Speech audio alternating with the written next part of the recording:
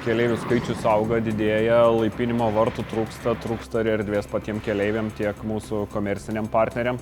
Darėsi tiesiog ankšta. Pasiūla tokia, jinai nebuvo labai didžiulė, tiek duty free parduotuvės, tiek kavinės. Nebūdavo daug vietos, kur galėtum kažką nuveikti belaukiant skrydžio. Kuomet šitas terminalas buvo pastatytas, beveik prieš 20 metų, buvo projektuojama, kad jo maksimalus pralaidumas yra 1 milijonas keleivių srautas, bet vien jau praėjusiais metais buvo 1,4 milijono keleivių. Keleiviai susidurdavo su nepatogumais, mūsų operacijos turėjo tam tikrų ribojimų, kiek skrydžių vienu metu galima šitą vietą aptarnauti.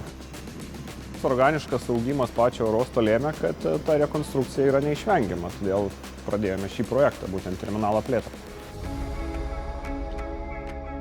Prieš rekonstrukciją Kauno oro uoste, tarkim, atvykus iš ne Šengeno šalių, neretai matydavom ir vaizdą, kuomet keleiviai netgi lauke perone stovi ir laukia, kuomet bus atlikta jų pasų patikra ir jie pateks jau į mūsų atvykimo bagažo sektorių. Kuomet atvykdavo 2 lėktuvai, tai realiai visas reisas laukdavo, stovėdavo perone ir laukdavo pasų kontrolės. Vienu metu maksimaliai mes galėdavom aptarnauti apie 4 reisus, bet jau taip ankštoka būdavo. Kauno oro uosto terminalo plėtros projektas iš tikrųjų unikalus ir turbūt visam pasauliniam kontekste, kad terminalo plėtra, esama terminalo plėtra buvo vykdoma veikiančiame oro uoste, iš esmės visus 1,5 metų, nestabdant oro uosto veiklos iš esmės ne minutei. Veikiančiam terminale ir su dideliu keleivių kiekiu daryti rekonstrukciją tikrai buvo didžiulis iššūkis.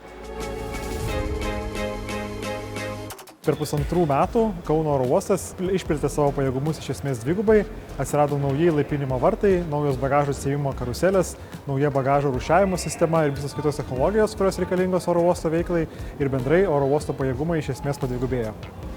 Ką pajus kiekvienas keleivis atvykęs į Kauno oro uostą, kad oro uostas yra didesnis ir erdvesnis. Taip pat pajus naujas komercinės paslaugas, visiškai naują prekių parduotuvę, kuri gerokai didesnė už prieš tai buvusią ir viena didžiausių turbūt dabar Baltijos šalyse veikiančių. Naujos kavinės, nauji restoranai, kitos prekybos vietos, kurios irgi tam tikrą kokybinį šuolį šitoje vietoje paveikia. Atsiradę į laipinimo vartai turbūt sprendžia vieną iš tų klausimų, kad dabar vietoj 4 skrydžių vienu metu bus galima aptarnauti 6. Taip pat skaičiuojamas ir tas teorinis pralaidumas, kuris padvigubėjo nuo 400 keleivių per valandą galinčių išvykti iki 800 keleivių per valandą galinčių išvykti. Po rekonstrukcijos padidėjo registracijos stalų, atsirado kiuto sistema, kur nepriklausomai koks tai yra reisas, ar čarterinis, ar reguliarus, gali pasirinktinai registruoti, ant kurio nori stalo. Taip pat turim ir atskirą dedikuotą negabaritinio bagažo atidavimo liniją, tarkim dviračiai, slidės ar panašus negabaritinis bagažas. Keitėsi visa aviacinio saugumo patikra, tai nauji X-rėjai, kur galim laisvai dabar skraidinti ir skysčius, nereikia išsimti elektronikos, kompiuterių. Atsirado dar vienas bagažo, registruoto bagažo išdavimo juosta.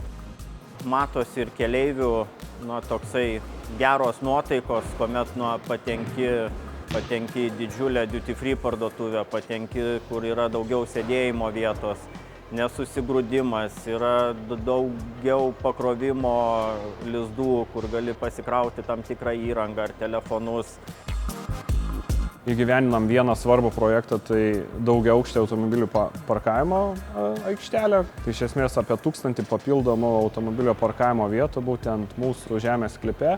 Dar papildomai įrengiam vieną antžeminę aikštelę, iš esmės tai šiuo metu pilnai įrengta asfaltuota danga, su apšvietimu, su automatiniu numerių nuskaitimu. Taip pat įrengtos ir atitinkamas skaičius elektromobilių pakrovimo aikštelių. Tiek antžeminiai aikšteliai, tiek ir būsimai daugiaaukštei aikšteliai bus numatytas jų krovimas. Rekonstrukcija vyko veikiančiam oro uoste, tai nuotykių, kada truputį skubi ir pasitaikydavo. Su užtamsinimu buvo, praeinant pro tualetų zoną, matinimas stiklų nebuvo pakankamai užmatintas, šiek tiek matydavosi siluetai. Buvo rastos iš karto atitinkamos priemonės uždengti ir to išvengti. Tai dabartinė plėtra leis gan patogiai aptarnauti iki 2 milijonų keleivių per metus būtent Kauno rekonstruotame terminale. Mūsų pagrindinis tikslas, kad keleivis jaustųsi patogiai mūsų kuriamoje infrastruktūroje ir jaustųsi geriau prieš kelionę ir atvykdamas kažkur iš šiltų kraštų ar iš komandiruotės, būtent patekdamas į Lietuvą. Ir toliau laukiam, kad tas keleivių srautas jisai toliau augtų ir turbūt per kokius 5 metus pasiektų tą 5 milijonų ribą, kam ir suprojektuotas šitas terminalas. Keleiviams turbūt pirmiausia palinkėčiau sklandžių naujų krypčių atradimų. Gerų kelionių turbūt pagrinde. Linkim Kauno oro uostui tolesnio augimo, tolesnio skrydžių destinacijų pasirinkimo platesnio ir kad jų kelionės būtų sklandžios iš šio naujo rekonstruoto išvykimo, atvykimo terminalo Kaune.